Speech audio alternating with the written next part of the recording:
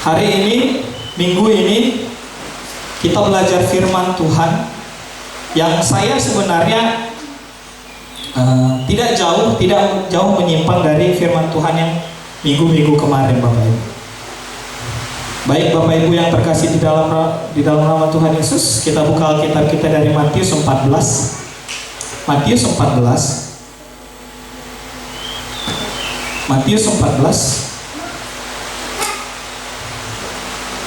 Saya tahu kita semua pernah mendengar cerita ini, tapi ada sesuatu hal yang baru yang akan kita belajar hari ini dari Matius 14 ayat 28 sampai 30.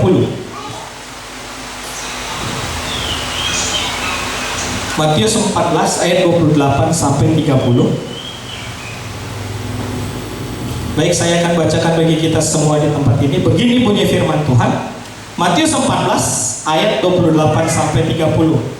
Lalu Petrus berseru dan menjawab dia, Tuhan, apabila engkau itu, suruhlah aku datang kepadamu berjalan di atas air. Kata Yesus, datanglah. Maka Petrus turun dari perahu dan berjalan di atas air mendapat Yesus. Tetapi ketika dirasanya tiupan angin, takutlah ia dan mulai tenggelam, lalu berteriak, Tuhan, tolonglah aku. Hari ini kita punya tema iman dan dilema, Bapak Ibu. Kenapa hari ini saya harus sampaikan ini tentang iman dan dilema? Karena sekarang ini banyak kita orang percaya, orang Kristen ini dilanda dilema di tengah-tengah iman. Artinya apa? Artinya kita sedang mempertanggungjawabkan iman kita di tengah-tengah kejadian, di tengah-tengah situasi, di tengah-tengah kondisi yang saat ini sedang terjadi di hadapan kita. Mungkin orang bisa berkata, saya beriman, saya punya iman, saya yakin dan percaya saya tidak akan kena apa-apa. Tiba-tiba dia terkena. Kemana imannya? Sampai setiap orang pasti berkata, sombong, sok. Iman dan dilema ini Bapak Ibu, saya dapatkan ini, saya dapat rema ini, saya dapat firman Tuhan ini ketika Bapak Gembala bilang sama saya untuk saya sharing firman Tuhan. Saya bilang, Tuhan, apa yang harus saya sharingkan? Tuhan, apa yang harus saya bagikan? Tuhan, apa yang harus saya sampaikan kepada jemaat Tuhan yang saat ini di tengah-tengah kejadian ini, di tengah-tengah kondisi ini, di tengah-tengah situasi ini, apa yang harus saya sampaikan supaya mereka bisa kuat di dalam Tuhan? Kalau kita baca firman Tuhan ini, Matius 14 ayat 28 sampai 30, saya yakin semua Bapak Ibu, saudara yang terkasih dalam nama Tuhan pernah mendengar cerita ini dan tahu bahkan cerita ini. Ketika Yesus berjalan di atas air, ketika Yesus menyuruh murid-muridnya 12 orang untuk menyeberang dari tempat yang pertama ke tempat yang kedua, menyeberang menaiki perahu, dan Yesus tertinggal. Dan ketika itu perahu sampai di suatu tempat atau bisa dibilang di tengah-tengah danau, Yesus datang dan berjalan. Dan yang luar biasanya, kita lihat bahwa yang merespon apa yang dilihat, merespon apa yang diperhatikan, merespon apa yang ada di depan mata, itu cuma Petrus. Saya yakin dan percaya 12 murid pasti punya iman, karena bagaimanapun juga mereka mengiring Yesus, mengikut Yesus, dan mereka percaya kepada Yesus. Tetapi kenapa cuma Petrus yang bisa merespon kalau itu Tuhan? Kenapa cuma Petrus yang bisa melakukan apa yang Tuhan suruh dalam kehidupannya? Saya yakin yang 12 murid atau yang 11 murid kawan-kawannya bilang, gak mungkin dalam hati. Mana mungkin Yesus bisa bikin Petrus jalan di atas air? Mana mungkin Petrus sanggup jalan di atas air? Pasti dia tenggelam.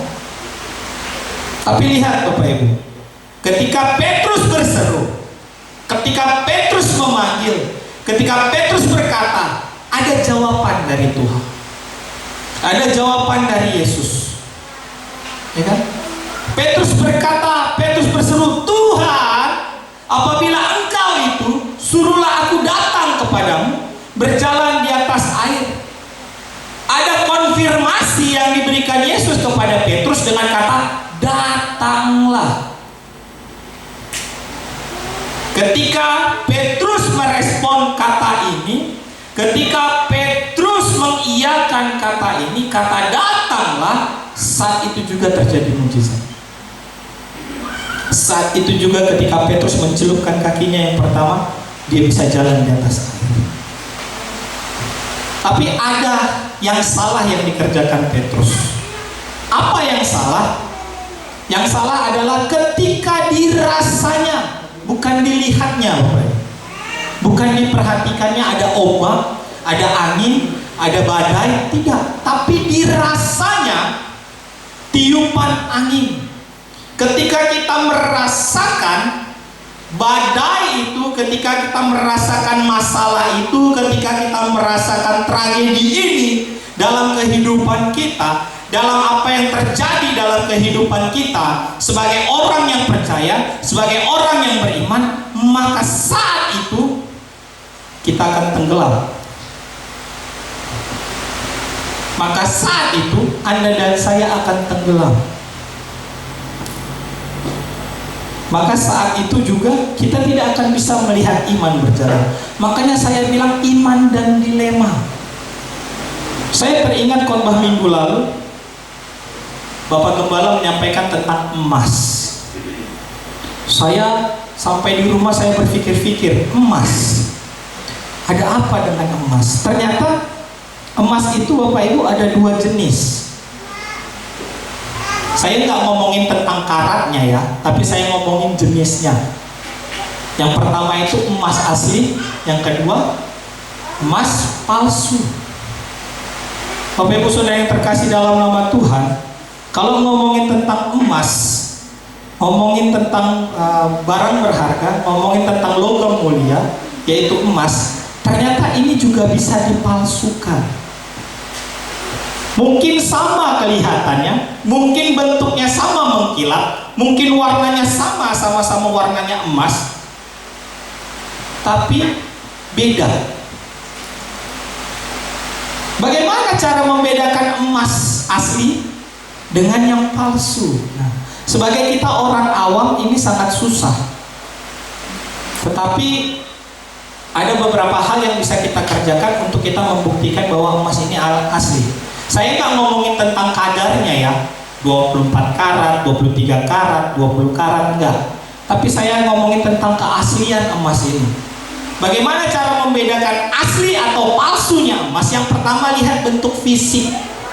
Kalau emas asli, baik itu batangan ataupun sudah jadi perhiasan, biasanya ada logo. Ada logo di emas itu. Ada stempel, ada cap. Itu bentuk fisik yang pertama. Kalau dilihat dari fisiknya itu ada stempel, ada logo, ada cap di emas itu. Lihat kalau ada kalung atau cincin atau emas batangan, biasanya ada stempelnya di situ. Ada bentuk logo di emas itu. Kenapa? Itu membuktikan dia asli. Yang kedua, cara untuk membuktikan emas itu asli atau tidak, yang kedua digosok dan digigit. Nah, ya kan? Kalau emas asli itu kalau digosok warnanya nggak pudar. Kalau digigit emas asli itu biasanya bentuk gigi kita ada di emas itu. Tapi kalau palsu itu pudar. Dan kalau digigit nggak ada bekas gigitannya. Yang ketiga itu gunakan magnet. Emas asli meskipun dia logam mulia itu tidak akan tertarik dengan magnet. Kalau dia palsu biasanya ada campuran tembaga atau campuran besi, biasanya dia akan tertarik magnet. Itu cara yang ketiga. Yang keempat itu menggunakan keramik atau asam nitrat. Keramik itu apa gunanya? Untuk digosok, digesek juga. Kalau dia berbekas berarti bukan emas asli. Biasanya kalau emas asli digosok ke keramik itu nggak ada bekasnya, nggak ada bekas garis baret. Kalau disiram asam nitrat dia nggak berubah warna. Tapi kalau yang palsu dia berubah warna. Yang kelima itu dengan berat atau bobot. Nah, kalau yang ini agak susah bagi kita orang-orang yang awam. Tapi kalau orang-orang yang sudah biasa, orang-orang yang profesional dengan emas, biasanya dia dengan tangan pun dia bisa bedakan mana ini emas asli, mana ini emas palsu. Kenapa saya harus sampaikan ini tentang emas, cerita tentang emas ini? Karena saat ini Anda dan saya sedang diproses. Semua hal ini, semua bentuk ini dilakukan untuk melihat apakah emas itu asli atau palsu. Bagaimana dengan kita saat ini? Pernahkah kita berpikir semua yang terjadi saat ini, semua situasi yang terjadi saat ini, di tengah-tengah kekristenan, di tengah-tengah iman kita, di tengah-tengah kehidupan orang percaya, apakah ini pernah kita pikirkan sebuah bentuk dari rencana Tuhan untuk melihat siapa yang asli dan palsu? Siapa yang asli, siapa yang palsu? Siapa yang benar-benar mencintai Tuhan, siapa yang tidak mencintai Tuhan? Mungkin dengan situasi ini sebagian orang bilang, hore puji Tuhan, nggak ibadah. Hore puji Tuhan, ngapain datang ke gereja? Hore puji Tuhan, nggak usah lagi bawa persembahan di hadapan Tuhan. Hore puji Tuhan, nggak perlu lagi memuji memuliakan nama Tuhan, di rumah saja enak, bisa tidur, bisa ngapa-ngapain. Tapi ingat Bapak Ibu, semua yang kita kerjakan, semua yang kita lakukan itu membuktikan apakah Anda dan saya punya iman yang murni di hadapan Tuhan. Apakah Anda dan saya jadi emas di hadapan Tuhan, yang asli atau yang palsu? Penting ternyata. Ini masih beberapa bulan terjadi kita seperti ini, ya kan? Virus corona masih di Indonesia melanda beberapa bulan. Semua orang sudah gerasak gerusuk, semua orang sudah bingung ngerjakan apapun. Semua orang udah sampai bilang, apa yang mau kami lakukan? Apa yang mau kami kerjakan? Bahkan orang-orang percaya bilang, wah, untuk apa ibadah? Untuk apa memuji Tuhan? Tuhan tahu, Tuhan peduli, Tuhan ngerti. Ya, Tuhan tahu, Tuhan peduli, dan Tuhan ngerti. Tapi ketika ini terjadi, ketika masalah ini datang, bagaimana respon kita? Itu penting untuk melihat apakah iman di tengah dilema ini menang. Apakah iman di tengah kondisi ini bisa kuat? Apakah iman di tengah situasi ini bisa menjadi jalan keluar bagi kita? Ataukah kita merasa ya sudah, oke, nanti waktunya sudah tenang, waktunya kembali lagi seperti normal, waktunya bisa lagi datang kepada Tuhan, memuji Tuhan di rumah Tuhan, saat itu cari Tuhan. Kalau sekarang ini kita santai-santai saja, nggak usah cari Tuhan, nggak usah ikut Tuhan, nggak usah mengiring Tuhan, nggak usah tinggal di dalam Tuhan, nggak usah terlalu menggebu-gebu mencari Tuhan. Seharusnya di saat seperti ini kita harus makin sungguh-sungguh mencari Tuhan. Kenapa? Karena kalau kita kembali ke Matius 14 ayat 30, ketika dirasa Petrus tiupan angin, apa yang terjadi? Takutlah dia, dan ia mulai tenggelam, lalu berteriak, Tuhan, tolonglah aku. Atau dengan bahasa yang saya bikin, atau bahasa biasanya, atau bahasa sehari-hari, saya akan katakan begini, ketika kita rasakan masalah ini, kondisi ini datang kepada kita dan membuat kita tidak bisa melihat kebesaran Tuhan, kita mulai tenggelam dalam situasi di bawah standar iman Tuhan. Lalu kita harus apa? Kita harus teriak sama Tuhan ternyata. Tuhan, tolong saya. Saya sudah mulai malas berdoa. Tuhan, tolong saya. Saya sudah mulai malas menyembah Tuhan. Karena situasi ini tidak mengizinkan saya untuk mengerjakan semuanya dengan benar. Bapak Ibu Saudara yang terkasih dalam nama Tuhan, jikalau hari ini Anda mendengarkan firman Tuhan ini, baik di rumah ataupun yang ada di sini, dengar baik-baik bahwa saat ini, bahwa di tengah-tengah kondisi ini, Tuhan sedang cari orang-orang yang jadi emas murni. Tuhan sedang cari orang-orang yang jadi emas mulia, bukan yang sekedar-sekedar, bukan emas palsu. Mungkin saat sebelum terjadi wabah ini, mungkin saat sebelum terjadi situasi ini, kita lihat dia puji Tuhan, haleluya, lompat-lompat di gereja, angkat tangan, datang selalu setia, beribadah di gereja. Tiba situasi seperti ini dia berkata, ya sudah. Banyak alasan yang diberikan, banyak alasan yang dia perbuat, banyak alasan yang dia katakan untuk dia tidak melayani Tuhan.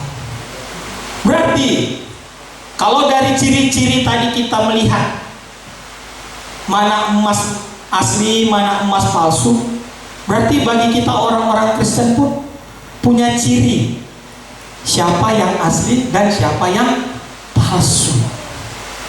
Yang pertama, ciri orang Kristen yang asli dan palsu itu dilihat dari bentuk fisik.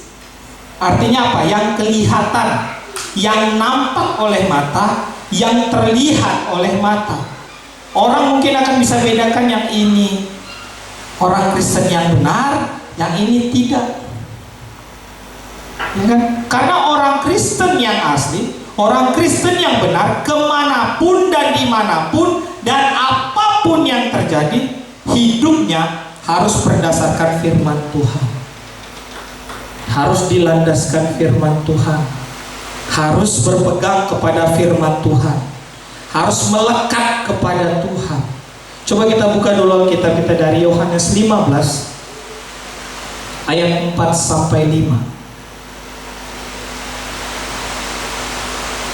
Yohanes 15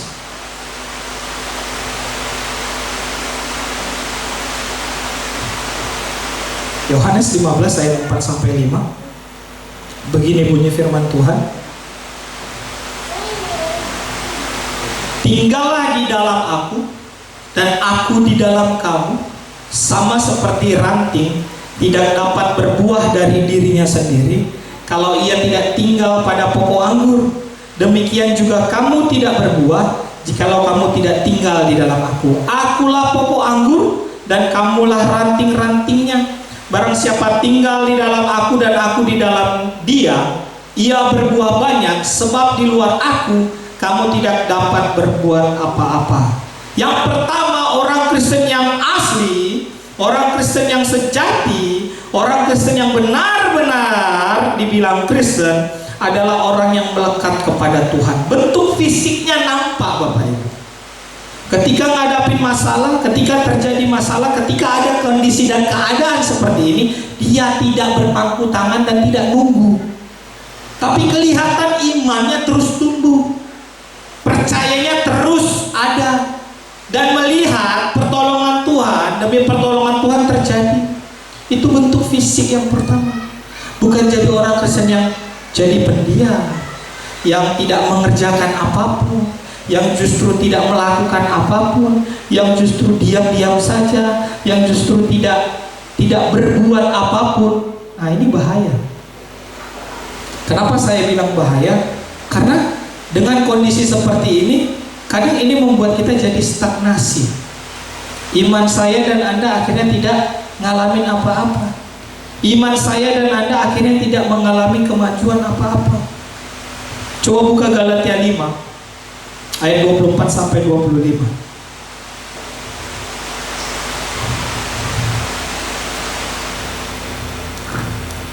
Begini bunyi firman Tuhan, Galatia 5 ayat 24 sampai 25. Barang siapa menjadi milik Kristus Yesus, ia telah menyalibkan daging dengan segala hawa nafsu dan keinginannya. Jikalau kita hidup oleh Roh, baiklah hidup kita juga dipimpin oleh Roh. Ini ada stempel dalam diri kita. Kalau kita orang Kristen yang sebenarnya, Tuhan taruh stempel Roh, Tuhan taruh Roh, Tuhan buat Roh hidup dalam kita, dan kita hidup dipimpin oleh Roh. Ini bentuk fisik yang pertama. Sekarang tanya dulu dari diri sendiri. Di saat seperti ini, apakah kita menggenapi firman Tuhan, melakukan firman Tuhan, atau kita diam saja?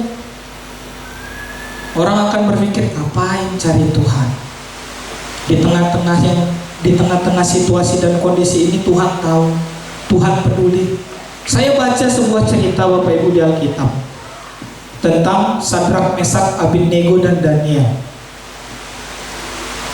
Apa yang mereka alami, apa yang terjadi dengan mereka itu jauh lebih bahaya daripada apa yang kita alami. Kenapa saya bilang seperti itu?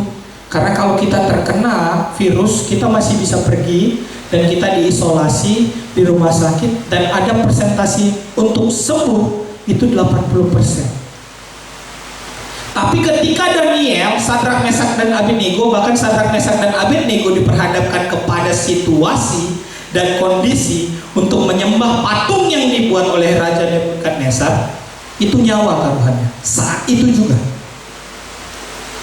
detik itu juga nyawa. Tidak tunggu sejam, 2 jam, tidak tunggu sehari, 2 hari, tapi saat itu juga, kalau tidak menyembah, saat itu juga mati. Saya baca, saya bilang, Tuhan, mungkin kejadiannya berbeda, mungkin kejadiannya tidak sama, tapi Tuhan bilang sama saya. Tuhan katakan dalam hati saya, Tuhan buat begini, jikalau situasi ini terjadi, Sadrak, Mesak, Abednego sebenarnya bisa bilang, oke, hati kami tetap terpaut dengan Tuhan, kami kerjakan saja nyembah. Bisa kan? Oke, kami sembah patungnya agar kami selamat, agar kami tidak masuk ke perapian, agar kami bisa hidup tenang, tapi hati kami tetap buat Tuhan. Kami tetap percaya kepada Tuhan yang kami sembah. Kami tetap bilang, ya, dia Tuhan. Tapi kami kerjakan saja nyembah patung yang dibuat. Bisa. Bisa. Bisa Bapak Ibu. Sangat bisa. Tapi lihat, ketiga pemuda ini, Sadrak, Mesak dan Abednego, tidak kerjakan.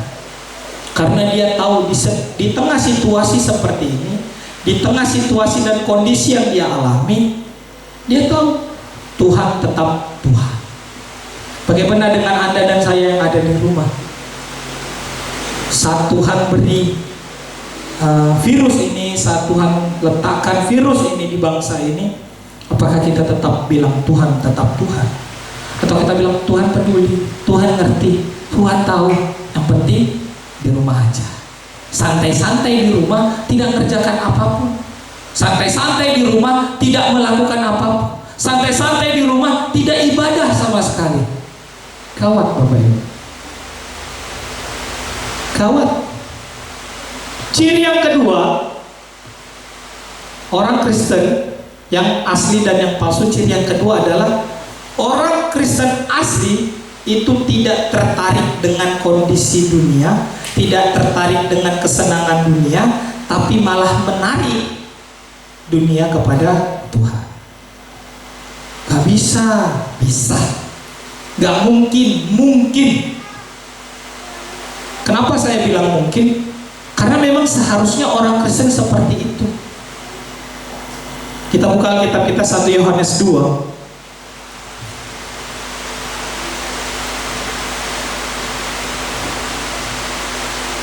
1 Yohanes 2 ayat 15 sampai 17. Saya bacakan bagi kita semua di tempat ini. 1 Yohanes 2 ayat 15 sampai 17. Begini bunyi firman Tuhan, janganlah kamu mengasihi dunia dan apa yang ada di dalamnya. Jikalau orang mengasihi dunia, maka kasih akan Bapa tidak ada di dalam orang itu. Sebab semua yang ada di dalam dunia, yaitu keinginan daging dan keinginan mata serta keangkuhan hidup, bukan berasal dari Bapa, melainkan dari dunia. Dan dunia ini sedang lenyap dengan keinginannya, tetapi orang yang melakukan kehendak Allah tetap hidup selama-lamanya. Jadi orang Kristen yang benar, orang Kristen yang asli, orang Kristen yang bukan palsu adalah orang Kristen yang hidupnya tidak tertarik dengan dunia, tidak ditarik oleh magnet dunia, tapi jadi magnet. Artinya apa? Dia yang menarik orang di sekitarnya untuk bisa percaya kepada Kristus, untuk bisa hidup dalam iman yang benar. Tapi kebanyakan orang Kristen saat ini, belakangan ini, hidupnya bukan jadi magnet, tapi hidupnya ditarik oleh orang-orang di sekitar. Bahaya Bapak Ibu, sungguh sangat bahaya. Kenapa? Karena saya yakin dan percaya orang-orang yang seperti ini adalah orang-orang yang biasa di zona nyaman. Orang-orang yang seperti ini adalah orang-orang yang biasa hidup enak, hidup nyaman, tanpa ada masalah, tanpa mau ada gangguan, tanpa ada mau apa istilahnya ya, mau tantangan. Sehingga mereka hidupnya ya begini, santai dan biasa-biasa saja. Santai dan biasa-biasa saja tanpa ada efek apapun dalam kehidupannya. Jadi Bapak Ibu Saudara yang terkasih dalam nama Tuhan, ciri yang kedua tadi harus bisa menarik, bukan ditarik. Yang ketiga, itu ngomongin tentang masa atau bobot kita kepada Tuhan, atau iman kita kepada Tuhan. Seberapa besar, seberapa berat, seberapa banyak percaya kita kepada Tuhan yang dapat kita tunjukkan, yang dapat kita perlihatkan, yang dapat kita buktikan di hadapan Tuhan, sehingga Tuhan dapat menilai bahwa kita adalah emas yang murni. Bapak Ibu Saudara yang terkasih dalam nama Tuhan, Tuhan adalah sumber segalanya. Yesus adalah sumber segalanya. Dan kita tahu bahwa Yesus adalah seseorang pribadi yang tidak pernah melihat apapun dalam kehidupan kita, tidak pernah melihat situasi apapun dalam kehidupan kita. Tapi bukan berarti Yesus bisa sembarangan dipermainkan. Bukan berarti percaya Yesus itu, percaya Kristus, percaya Yesus sebagai juru selamat itu bisa dipermainkan, bisa setengah-setengah. Oke, hari ini menggebu-gebu, besok setengah-setengah. Hari ini luar biasa, besok santai-santai. Hari ini oke, berapi-api, besok apinya nggak usah kelihatan. Nggak bisa. Harus tetap terus. Mungkin ngadapin masalah, mungkin ngadapin tantangan, mungkin menghadapi yang namanya masa yang berat, kehidupan yang berat. Tapi ingat, Bapak Ibu Saudara yang terkasih dalam nama Tuhan, Yesus tidak pernah tinggalkan Anda dan saya. Coba kita buka dulu dari Matius 8. Alkitab kita dari Matius 8. Matius 8 ayat 10.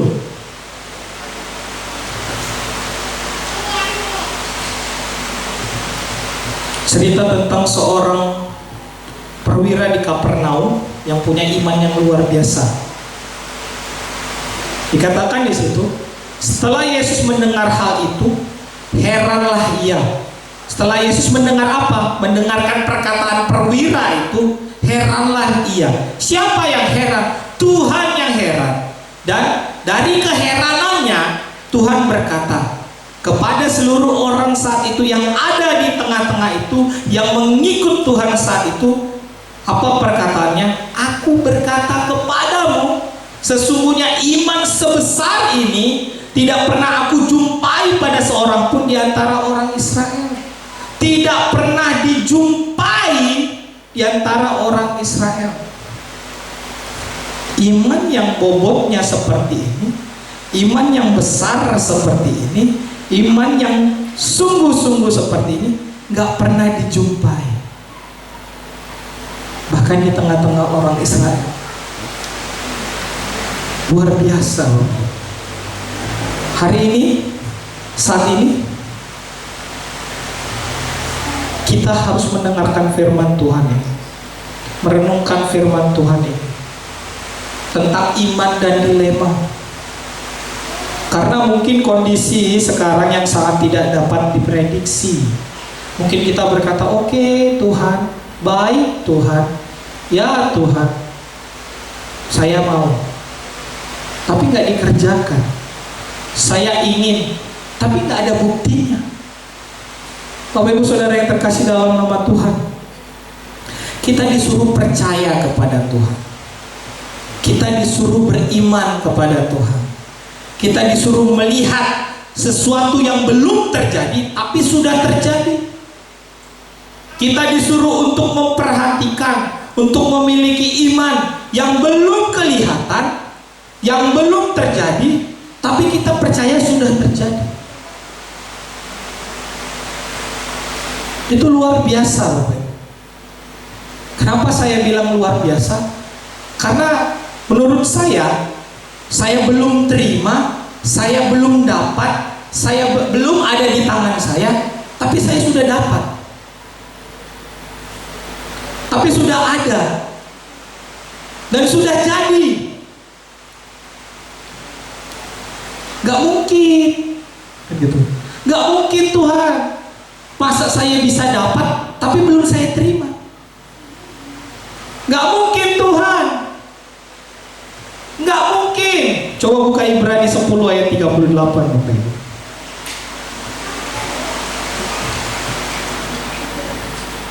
Ibrani 10 ayat 38.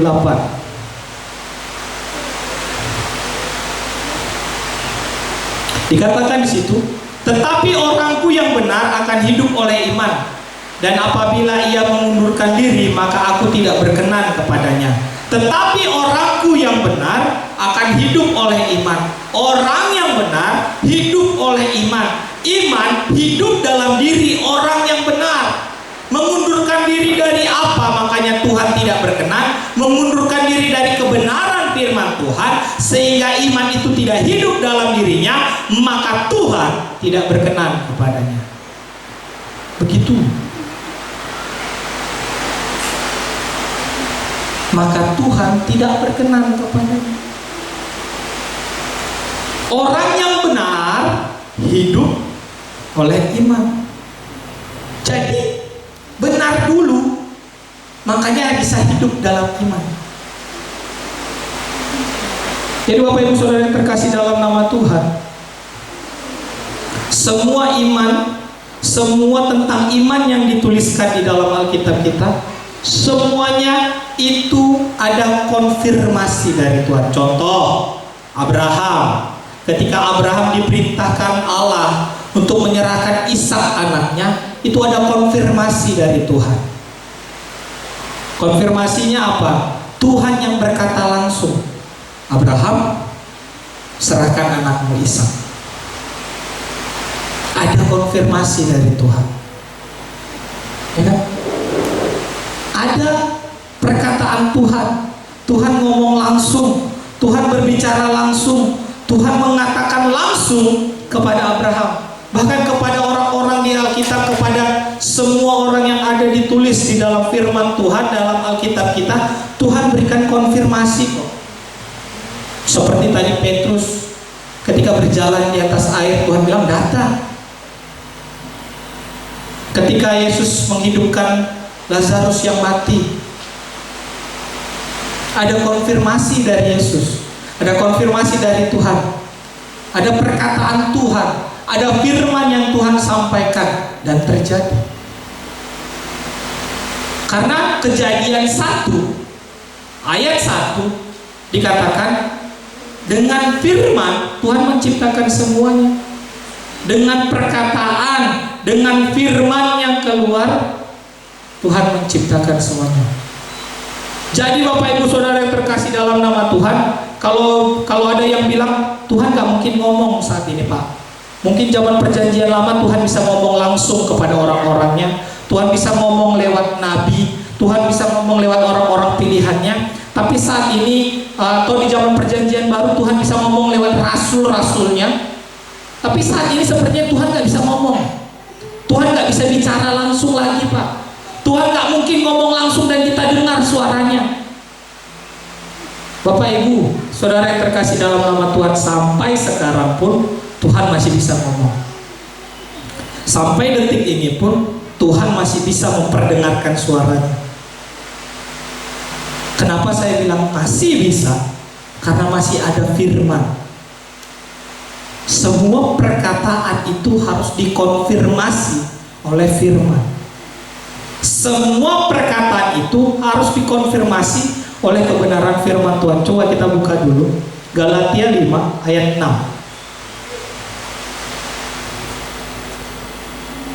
Galatia 5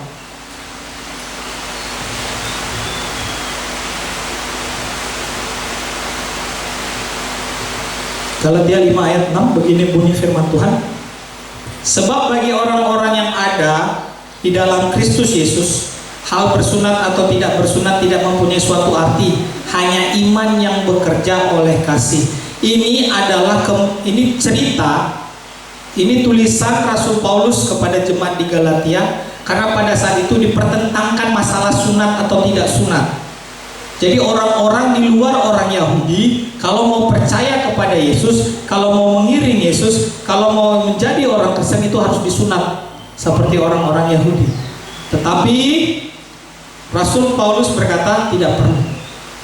Ini dipermasalahkan dan akhirnya muncul tulisan ini.